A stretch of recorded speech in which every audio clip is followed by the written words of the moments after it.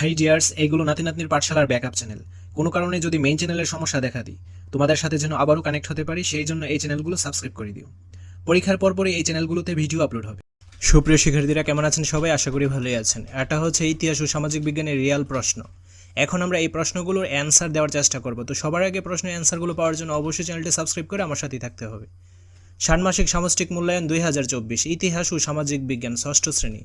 মূল্যায়ন প্রজেক্টের নাম দায়িত্বশীল ভূমিকায় আমি। তো আমরা কাজ এক দেখব। চলো সহপাঠীকে জানি। প্রশ্নমালা তৈরি। আমরা একজন সহপাঠীর পরিবার ও এলাকা বিষয়ক তথ্য সংগ্রহ করব। বৈজ্ঞানিক অনুসন্ধান ধাপ অনুসরণ করে আমরা এই কাজটি করব। তথ্য সংগ্রহের জন্য নিম্নোক্ত দুইটি প্রেক্ষাপটে প্রশ্ন তৈরি করব। ভৌগোলিক প্রেক্ষাপট।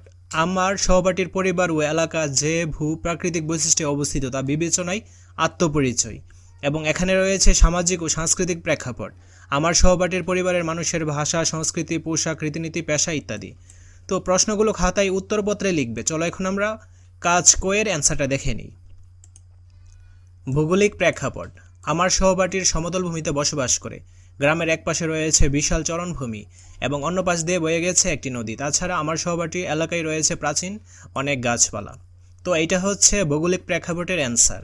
তারপর সামাজিক ও সাংস্কৃতিক প্রেক্ষাপটের অ্যান্সার হলো এইটা। ভাষা বাংলা, সংস্কৃতি বাঙালি ও ইসলামী বা হিন্দু ও সংস্কৃতি, পোশাক বাঙালি ও ইসলামী, হিন্দু বা ধর্মীয় ধারার, রীতিনীতি নিজে ধর্মের রীতিনীতি মেনে চলে, পেশা বাবা ব্যবসায়ী এবং মা গৃহিণী, দুই ভাই সরকারি চাকরিজীবী।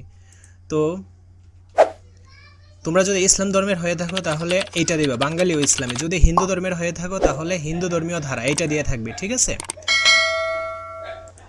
কাজ ক্ষয়ের অ্যান্সারটা পাওয়ার জন্য অবশ্যই চ্যানেলটি সাবস্ক্রাইব করে আমার সাথেই থাকতে হবে। ধন্যবাদ সবাইকে।